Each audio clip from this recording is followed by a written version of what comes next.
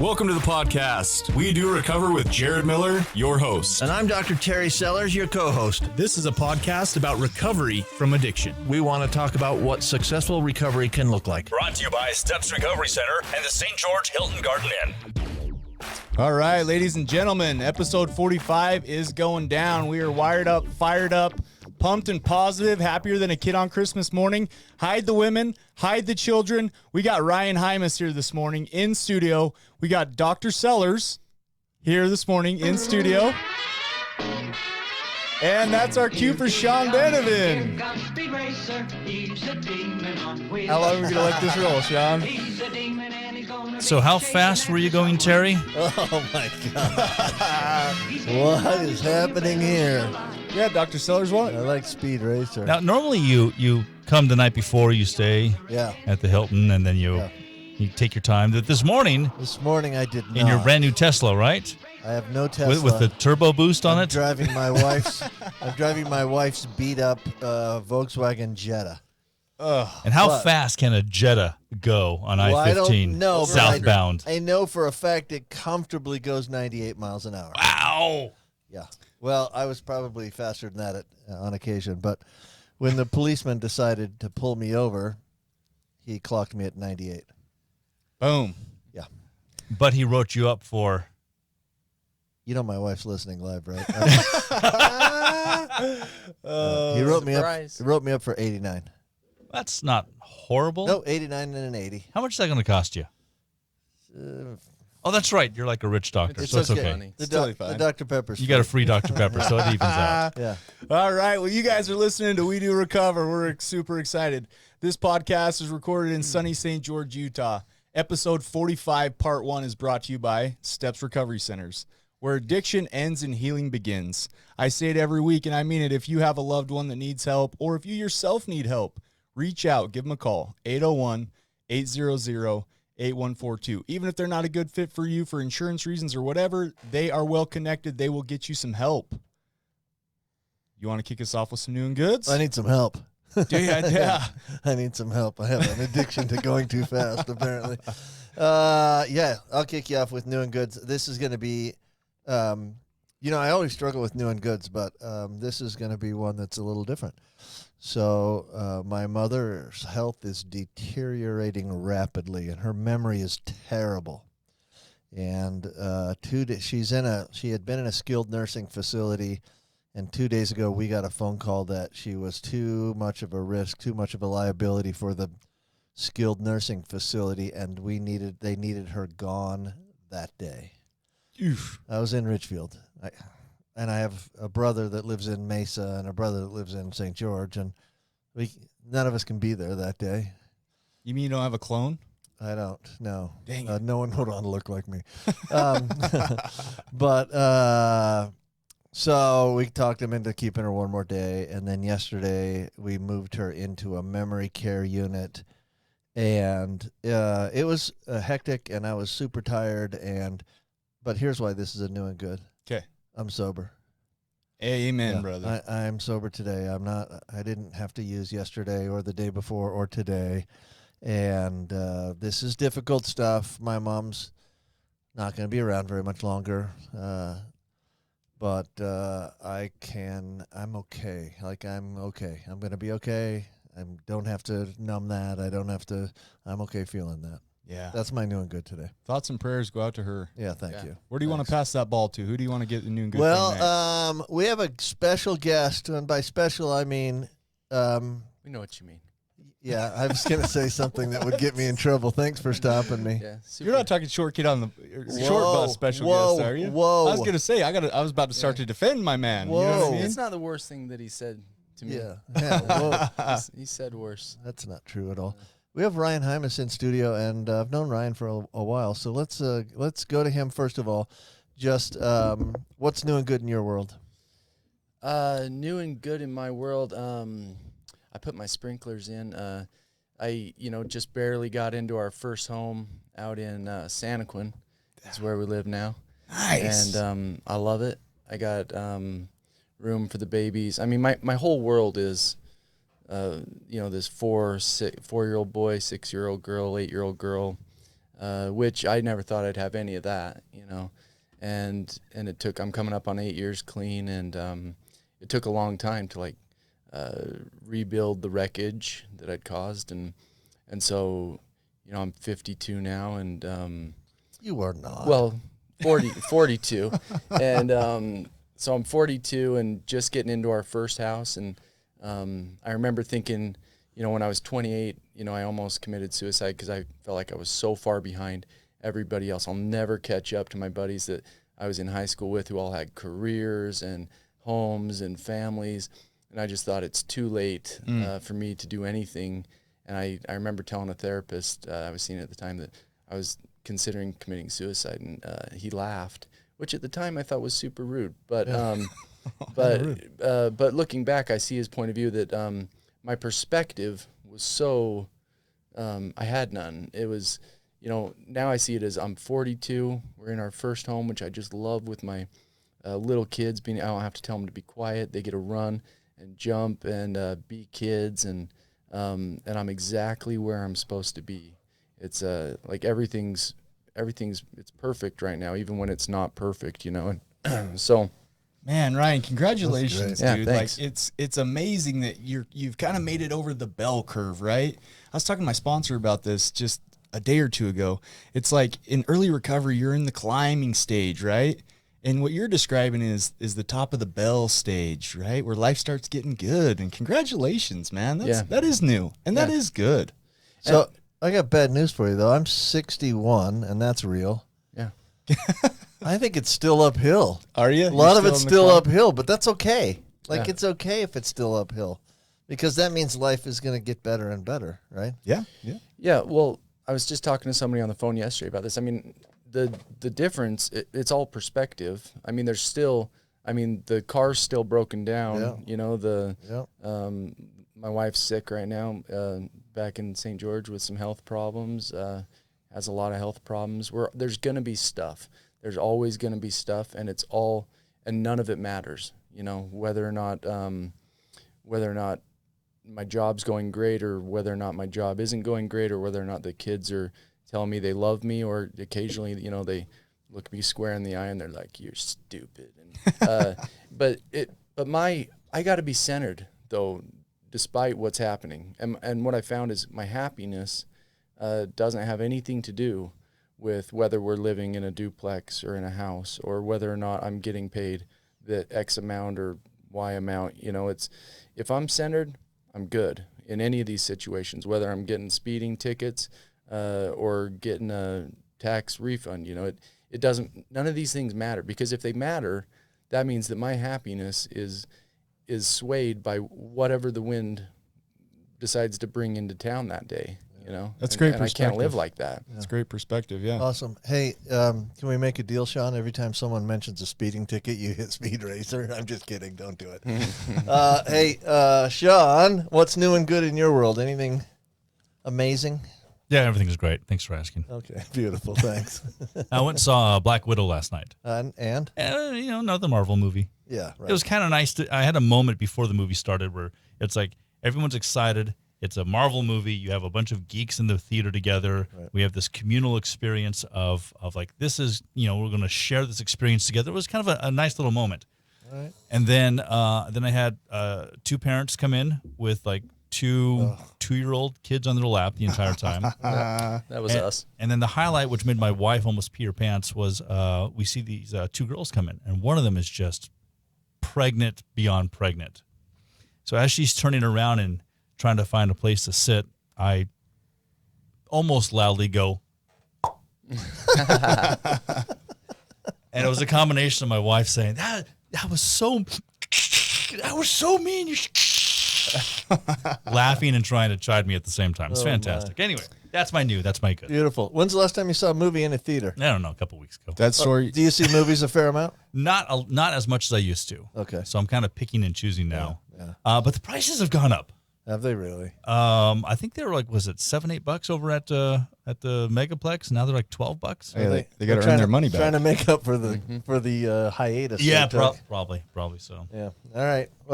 Last but not least, the This host guy. of this ridiculous train ride, Jared, what's new and good? New and good, man. Today, my new and good is this upcoming week on Wednesday.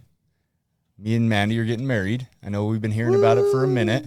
What? And my new and good, so that's kind of not real super new and good. It is super new and good, but you know what I mean? Like I've been talking It's about it for a super minute. good. My new and good today is I checked out. I'm on vacay mode. I mean, look at this shirt. Like Serious? I got hemp rope sandal flip-flops on. Like, dude, I'm in vacay mode. It feels so good. Like I finished my charting yesterday. I, scheduled my clients with other clinicians. Like this is going to be your 2 show. I'm just here as, an ornament to be dangled. Like I'm loving it, man. Wow. Yeah, that's my new and good. Guy thinks of himself as an ornament. An ornament to be dangled. Yeah. That's my new and good, man. I like it. Listen, Yeah, we're going to- Listen, oh, so you're check getting this out. married, and if there's an ornament in the marriage, her name is Mandy. Oh, for By the way. sure. That's that by far, right? Also, I went to the Ryan Dickerson concert. Okay. And I never put in for like competitions to win anything. You know what I mean? Because I'm like, dude, any kind of luck that I get is bad luck. That's kind of my own warp distortion, if you will. Yes, But it is. but okay. So what I'm getting to is Mandy, my beautiful fiance, soon to be wife, put in for tickets to go see Garth Brooks. And she got a call yesterday morning, and we won, dude. We What? won. So Come on. so the radio station is paying for us to go to Vegas. They're paying for a hotel. They're paying for 2 Garth Brooks tickets, seated tickets.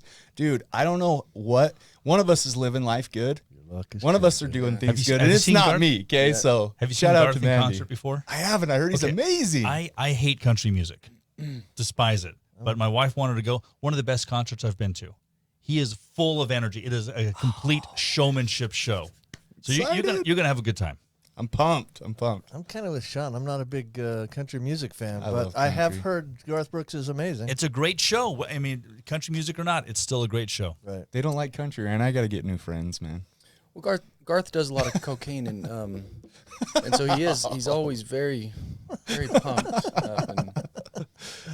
And We retract that statement. Yeah. The podcast retracts that statement. We're gonna be sued by Garth Brooks, Yeah, we bro. did- Thanks, Ryan. just at the end of the That'd show, put us on the map, though. just at the end of the show, do one giant disclaimer. Okay, that's what we'll do. As well. That's what we'll do. Hey, we should kick this thing off. So, interestingly, we have we might try something a little bit different this time because Shirts off. yes, Ryan, keep that shirt on, bro. Come on. yes, I like this. Whatever you want. I can do a podcast with this. Whatever you want. Let's just get crazy. Okay, nobody wants to see me with my shirt off. Not even me. Me either. Yeah. Let's be so honest. I'd like to see you with a shirt off. Come on, I know how you All look right, with a let's shirt keep, off. let's keep this thing rolling. No, it is rolling. It's the crazy train to hell right now. Take it off. All right. So a lot of times we do just we talk to people about their stories and stuff. And Ryan has some involvement in some parts of treatment that are a little bit unusual sometimes and a little bit different than the norm. And I've known some of the things that Ryan has done over the years, and we want to talk about some of those things. But first of all, before we do that, we can probably do most of that in the second segment. But tell us a little bit. You told us already, but tell us a little bit about Ryan Hymas now. You're married. Yeah. Three, Second, 3 children. 3 kids Okay. Ages are 8, 6, and 4. 4. Yep. And they're crazy. They are. Yeah. No, Love that. they're beautiful. They're kids. Totally. They're beautiful. I mean, and I don't know. What are their names? I don't know. If you don't, they're- yeah, I mean, right. they're- Hey, you. I've tried to ask them. Hey, you. and They won't tell you. it's a blur. Really? Of a, Hey, guy. No. Hey, gal. Get over here. yeah. So I have Basil is the 4-year-old boy, and then Scout is my 6-year-old girl. She's the sweet one, and they're not gonna listen. And then Rue is 8 and potentially a genius, just a creative. But with her creativity comes messes. And anyway, she's brilliant though. But she's the one that my wife took when she was 5 months old.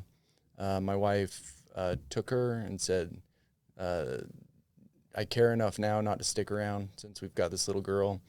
and thank God she did, because I don't think I would have, if she would have stayed, I would have drug it out till I was dead probably. And so she took little girl, said, see ya.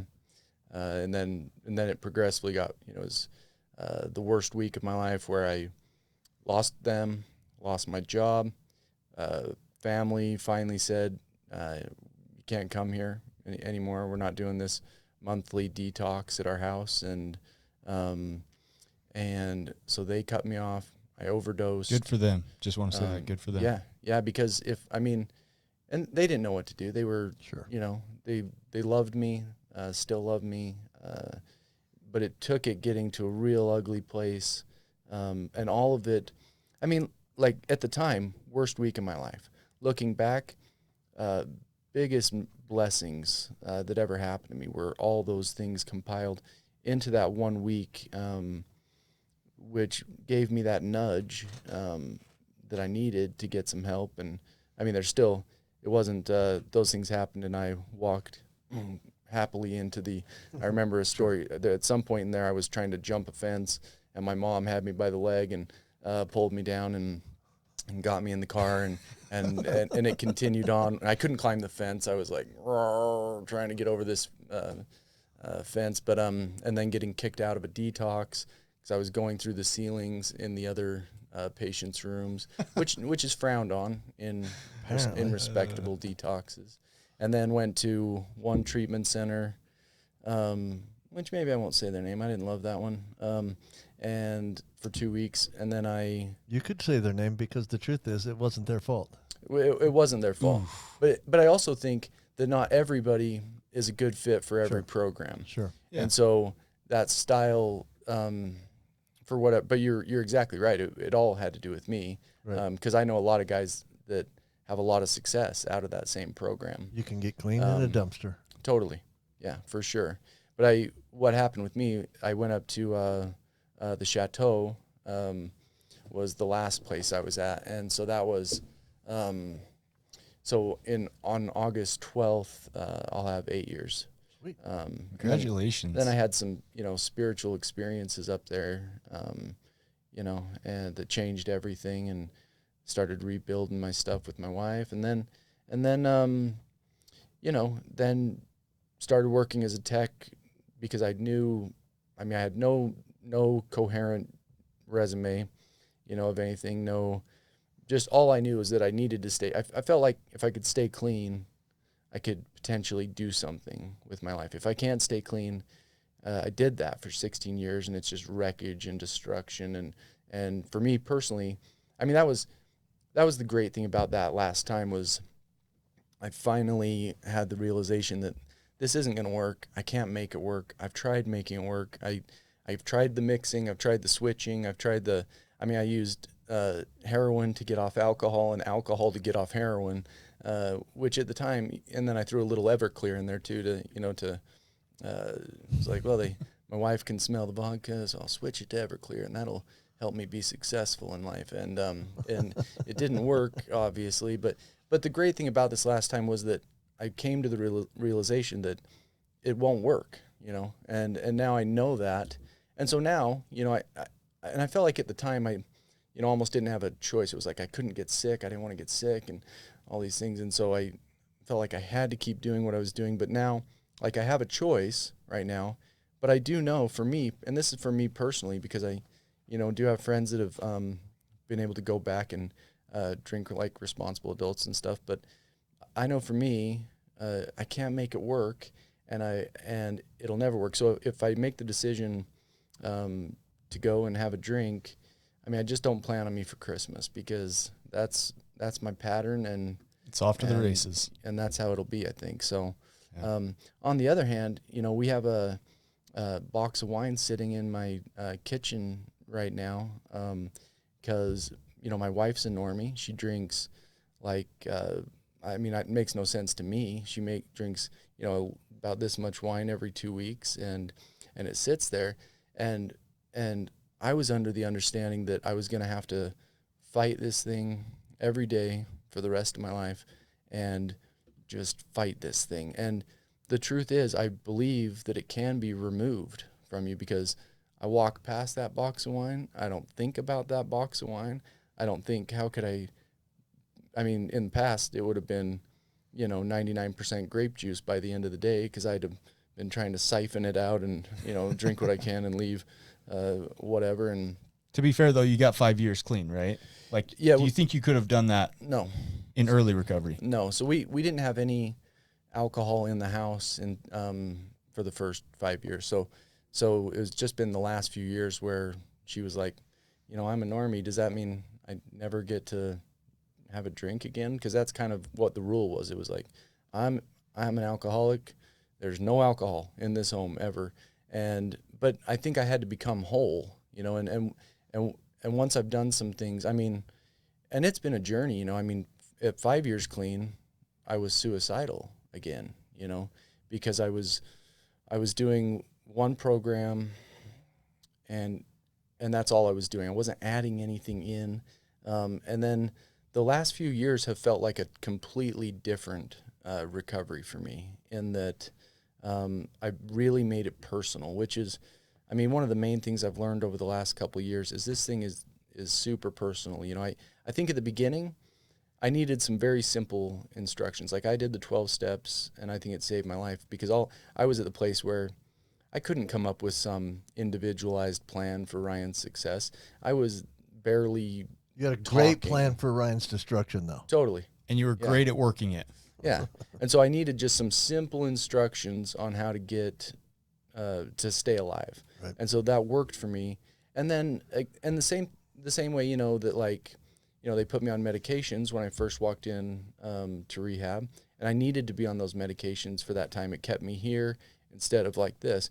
But it felt like around year 5, it was counterproductive. And so I had to re-look at everything. I stayed clean, stayed sober, but I readjusted my whole program, added in, a lot of different things. I mean, I got to have about 20 different tools in there now that are a part of my program, which, I mean, 2 years ago, I would have made fun of a lot of the stuff I'm doing now, like this polar plunge stuff. Sounds crazy to past Ryan, but it's like, that's been one of the main things that I've done this last year. That's been the best thing that I've done for my mental health, which is, every week this last winter, we were meeting up at Tibble, and by the end, we had about 100 folks in recovery that were showing up, and that was part of it, was the connection. I realized for those first few years of recovery, I was, I'd go to meetings, see my sponsor, but I wasn't really, I mean, I'm an introvert who has to act like an extrovert, for work and stuff. And, but really, I'm very comfortable, like, sitting in a room alone with a guitar for a couple decades. I did that, and I would be okay doing that, but not healthy, right? There's no growth if you're sitting alone in a room. And so I really had to force myself to get uncomfortable and get connected to other people that I saw growing in similar ways that that looked exciting to me. And so that was part of it, was showing up with other people on a Sunday morning who wanted to get connected, going into that water, which essentially the last year has all been about be here now. That's been the mantra, because when I'm here now, like right now, I'm just sitting here with a couple dudes that I respect, talking into a microphone, and we're okay. It's when I'm tripping out about what have my kids done to the house before I get home, what do I got coming up, how many messages did I miss when I look at my phone, because it'll be like 50 messages on my phone, start tripping out about that stuff. And but in the now, I'm good. And that's what I found the water was going into that coldness of water, you are instantly in the now. And so that's where I've tried to stay with everything that I'm doing in my life, is in the now. Let's. Did you have a comment, Jared? Yeah, I was just gonna say, I appreciate what he's saying. You have to get uncomfortable to be able to grow. One thing that I do want to, I guess, kind of point out is he did say in his early recovery, he had to trust in what other people said. Because working in recovery as a clinician, oftentimes I hear, well, I have a program, I just want to work my program. Well, guess what? Your program hasn't been working. So you got to get uncomfortable to be able to grow. Thank you, man. This has been awesome. Dr. Sellers, you want to take us out? Well, I got a point, but I'll bring it up in the second segment. This is some interesting stuff. We'll get to. I want to get to polar bear or polar plunge more. The polar bear Yeah, plunge. polar Sure. something. And Anyway. he also is going to be able to talk to us about the recovery movement, right? Outside of just treatment centers and fellowships. And that's what I'm really looking forward to getting to. So join us in episode 45, part 2, right after this 30-second commercial break from our sponsors. You are listening to We Do Recover with Jared Miller and co-hosted by Dr. Terry Sellers. We'll be right back after this short break with more of We Do Recover with Jared Miller, sponsored by Steps Recovery Center and the Hilton Garden Inn. I'm Desmond Lomax, one of the clinical executives here at Steps Recovery, and once you become in the Steps family, you're just a part of the Steps family. A lot of us have overcome substances, overcome addiction, and now we're able to help other people. Second of all, we're also going to help you in a way where you can afford to be helped. Third of all, we're going to give you the same quality that many organizations are charging 2 to 3 times, and it's more about you than it is about our organization.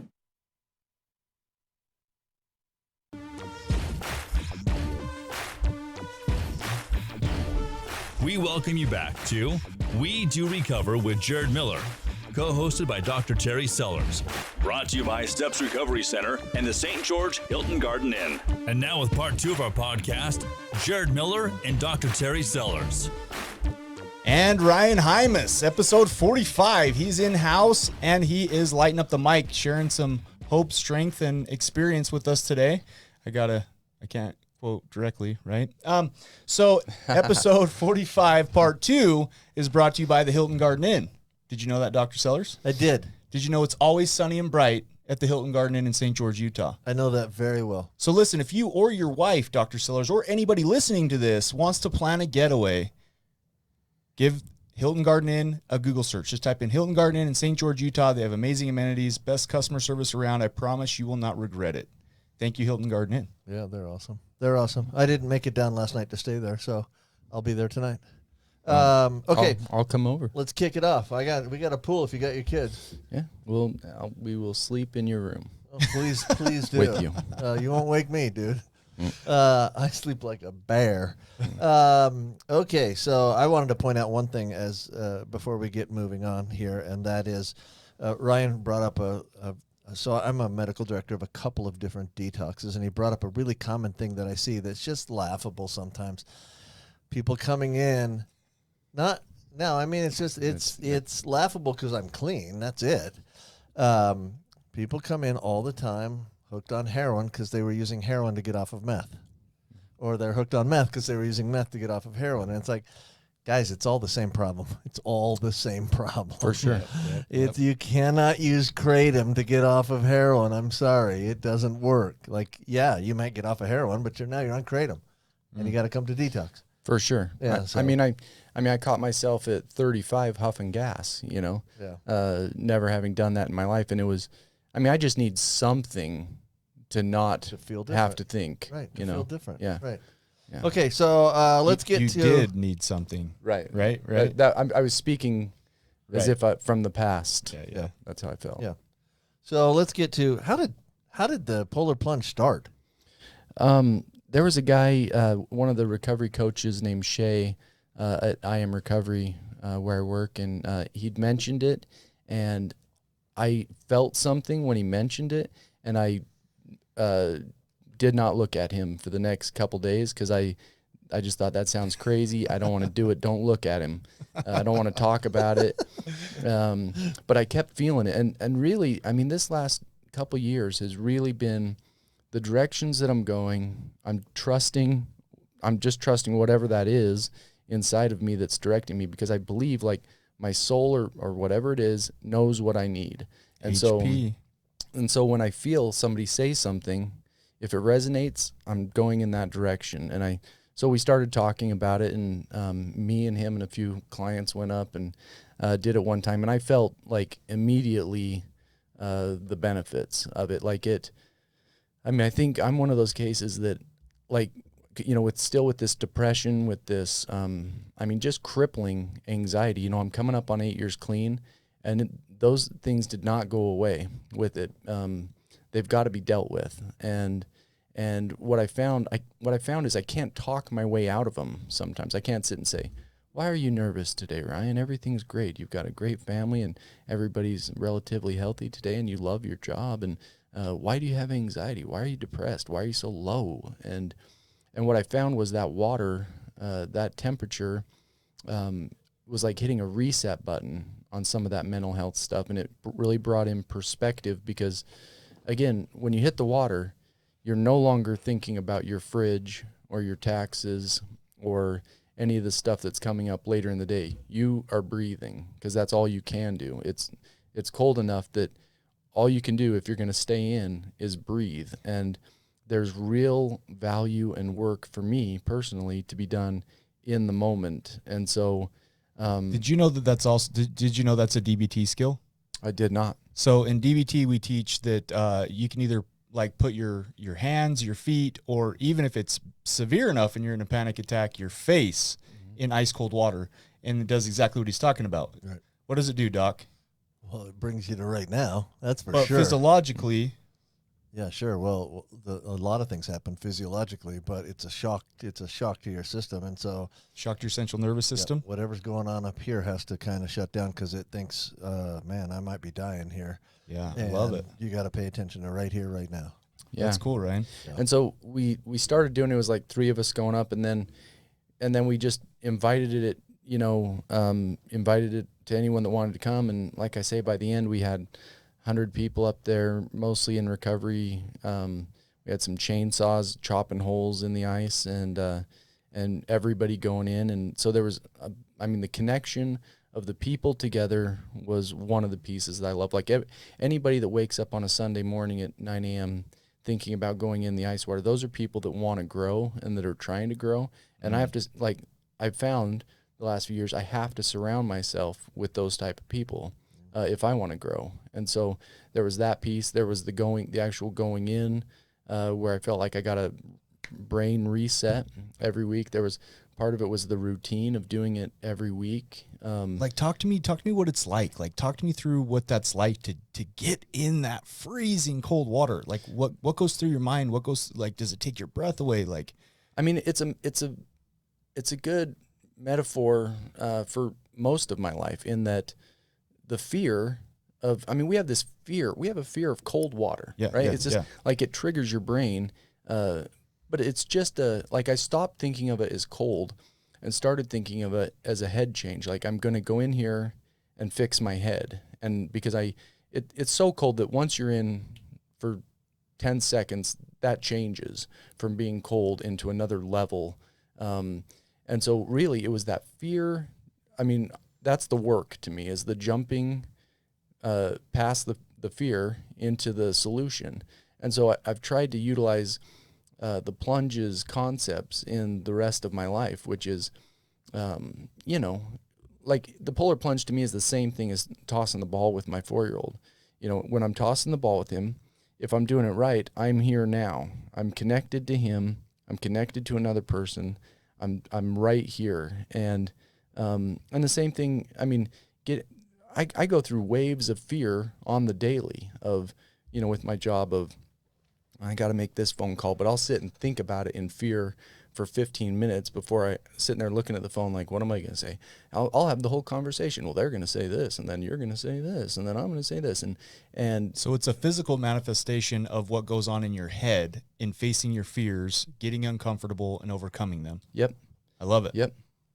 Yeah, and it was so that changed a lot for me and really helped me my mental health this last year, and then a bunch of other things, just working on the bits at a time, the exercise and the diet and the input. What am I putting in my head all day long? If you're, I used to listen to only super sad music from, in my mind back then, to be a worthy musician, you had to have killed yourself, and so if I'm only putting that in my head all day long, and then I sit at night and go, man, why am I so sad all the time? It's like, what are you putting in your head all day long? Your diet is more than just what you consume through your mouth. Totally. Absolutely. It's the media, the songs you listen to, the type of movies you watch, the type of even news, right? The news you watch on TV.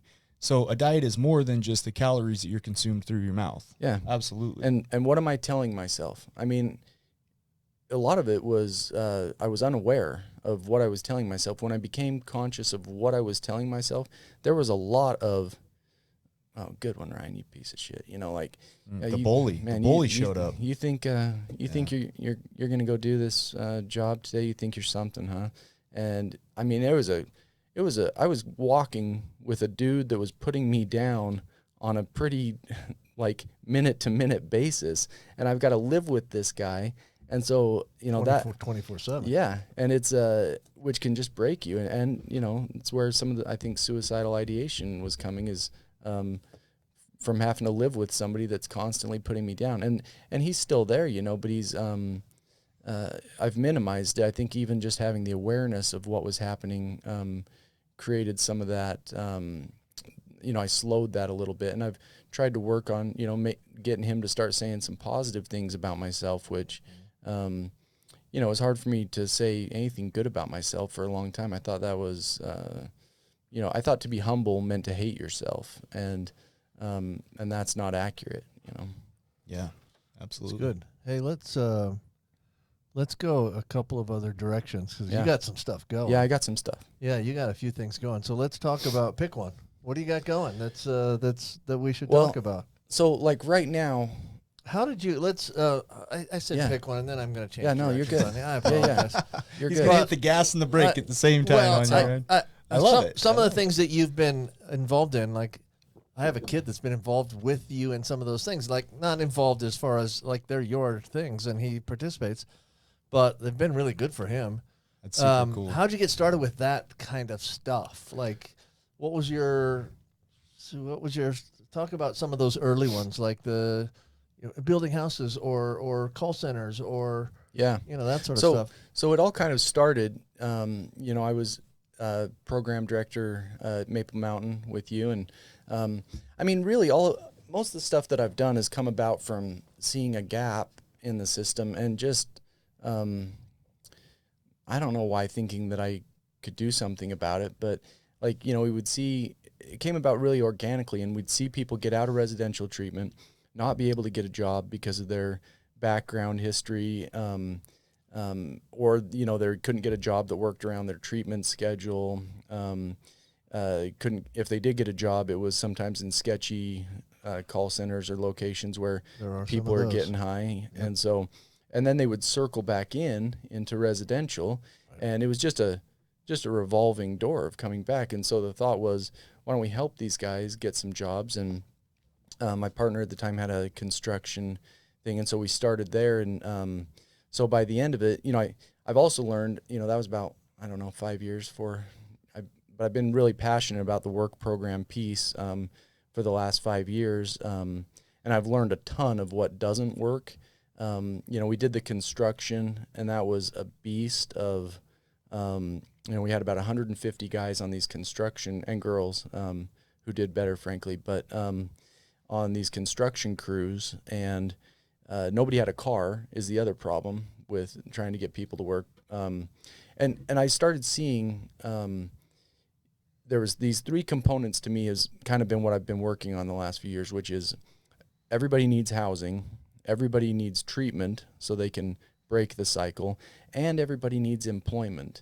You know, and most companies aren't willing to look at the employment piece because there's not profit, frankly, a lot of times in it. If you're, especially if you're having to drive, like I drove those guys to, you know, I was up at 4 a.m. driving these guys to each different job location, which is why I got out of the construction biz, because I had contractors calling me and, you know, driving people from Harriman to Park City to jobs and then having to go pick them up and then having to schedule them. But it worked in the way that people had a safe group of people to work with that were safe, sober. We could work around their treatment schedules, but the transportation thing was, It was like for you, it became a chauffeur business. well, it was a chauffeur. Personally. It was a chauffeur.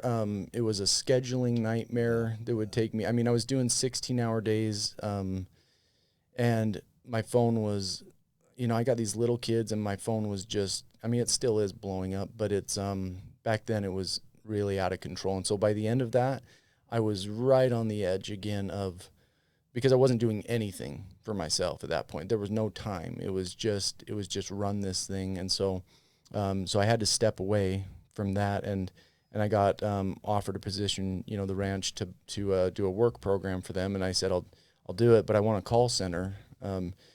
Not because I'm passionate about call centers, but because I wanted everybody in the same room so that we didn't have to do that transportation thing and they could get more support. And then, they had some in-house issues, I think, there. And so about a year and a half ago, I decided I was going to leave there and go look for something else, and came upon a company called I Am Recovery, owned by Jared Casey. Do you know Jared? I don't. Most, on that post you did this morning about ethical people, like that was all I wanted a year and a half ago. I just said, I want to work for somebody that I can believe in. That's it. That was the criteria for getting the job, was I just want to work for somebody that I can believe in is doing this thing for the right reasons, because I want to do it for the right reasons, and I need a team to do that. And so, and he supported me on the work program idea. He said, I'll hire you as director of admissions. And I said, I'll take it if you let me keep doing this passion project, because I think that there's something there. And so right now it's as perfect as it's ever been. I do director of admissions for I Am Recovery. We have some higher end sober livings up in the Alpine area and the American Fork. And then we've got an office outpatient down in Lehigh. And then I've got the call center, which is essentially in the same location.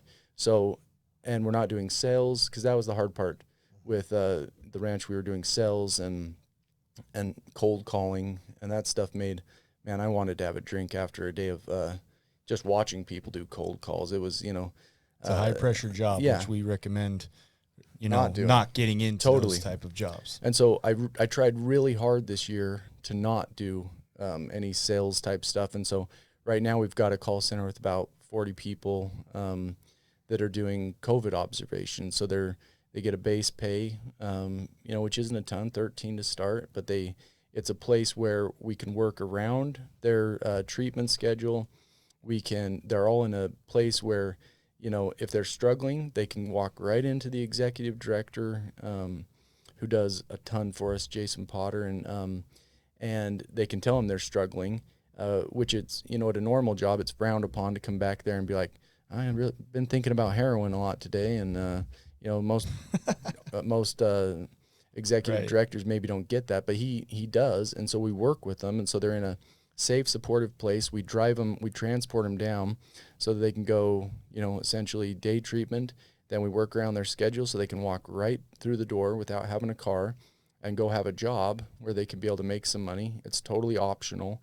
Nobody has to do. It's not a slave labor situation. And it supports their mental health, and it supports their recovery. I laugh, not to be rude, but because could you imagine, like, if you went and worked for, CenturyLink at a call center and you were having a rough day and you walked into the CEO or the COO's office and said, hey, man, I'm feeling really triggered and I might relapse. Like, you wouldn't have a job. Yeah. That's super cool that they can do that there, though. Yep. It's support, supporting the sober living, supporting the treatment program, because the job, that's the thing. The job is how much of your time are you spending at a job? And so I want people to be spending as much a part of their day as they can in a supported environment that is clean, and you've got sober coworkers there, and that they're supporting you while you guys are trying to grow together. And so it's been the best right now. It's the best. I've been working on it for years, and right now is kind of the fruition of that. And yeah, I love it. I love the model. I think everybody should do it. I don't think that, I know I say this and people maybe can believe me or not, but like, I really don't believe in competition in recovery. I've told other treatment centers, like, you could do this.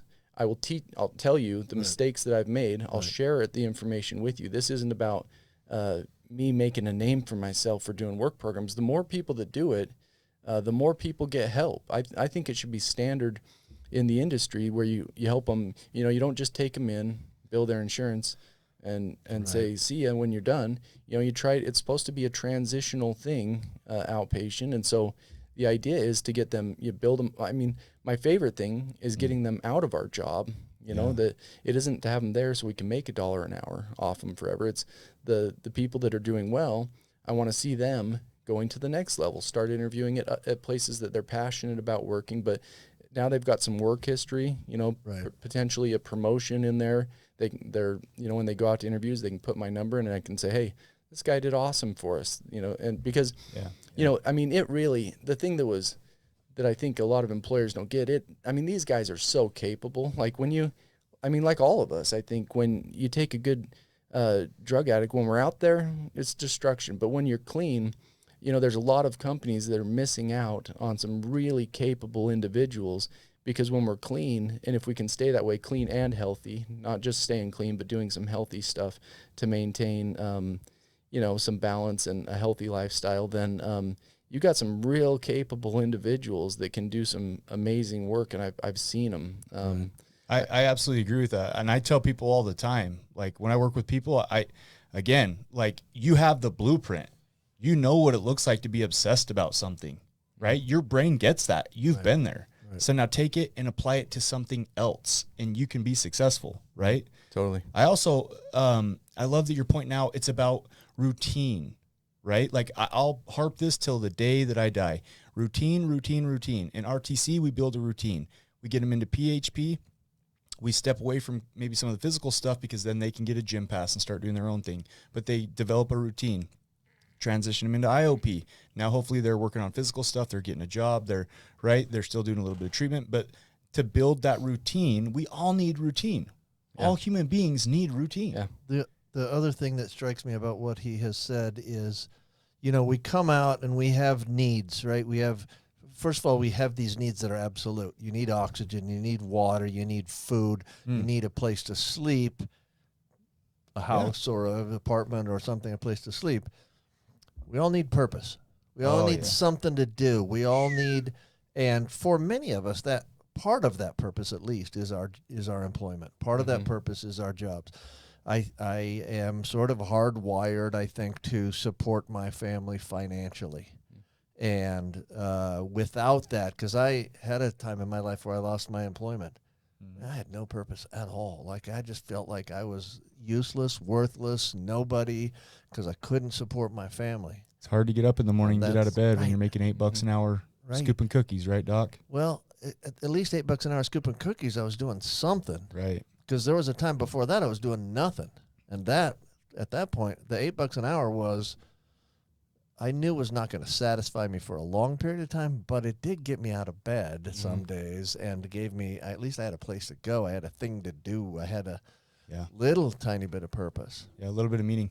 I wish we had more time because one thing that I would like to maybe take a look at is, I know so different places have different treatment philosophies, modalities, right? So I know at Steps, we're real big on self-efficacy and not, right, finding the balance between that enabling and also letting them kind of flourish and go out on their own. And so I'm not disagreeing with anything you're saying. Do you feel like when you're physically driving them and doing those type of things, what would you say to somebody that says, well, you're basically enabling, you're making it like they don't have to, everything is just laid out perfect for them. They don't have to do anything or figure anything out on their own.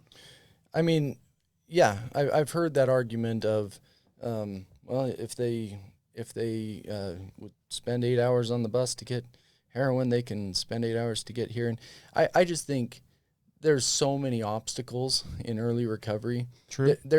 By helping folks with some transportation to get down to treatment and to be able to make the job a little bit more accessible, and trust me, they've got 30 other obstacles that they've got to overcome and fight through, and a lot of that they're going to have to do on their own, and we're going to support them in our program doing that. But I mean, there's no way that I was making it to sit here today without some real help. Like, I had some help from my folks, family, my wife. I mean, people helped me to get to the next step. And so I think to say we're going to make you stronger by you're going to do this all on your own, kid, is a great way to see people die. And not that I'm not saying that's what you're correct. But I think, I mean, I'm just here to help people, man. That's like, I love it. That's my jam, is that I'm trying to take out some of those obstacles yep. because they're going to have plenty of obstacles.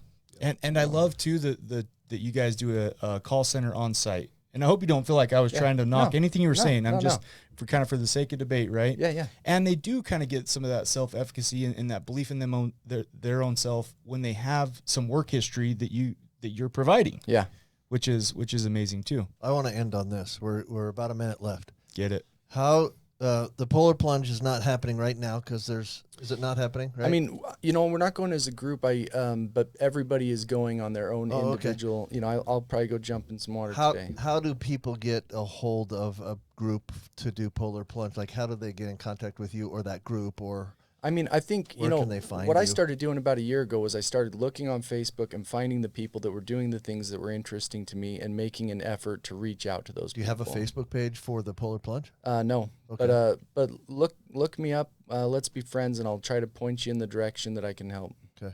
Awesome. So Ryan Hymas will post on this episode. If you watch it on Facebook, he's going to post, he's going to comment. Just go click his name, become friends. He would be more than happy, I'm sure, to have you be a part of the polar plunge. You can be a part of any piece of my life.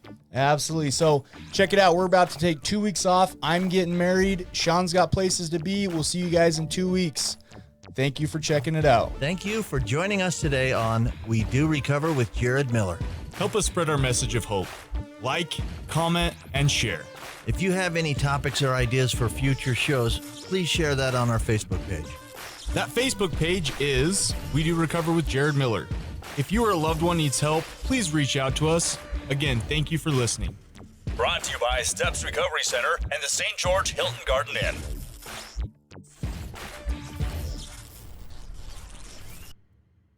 This has been a production from a podcast studio.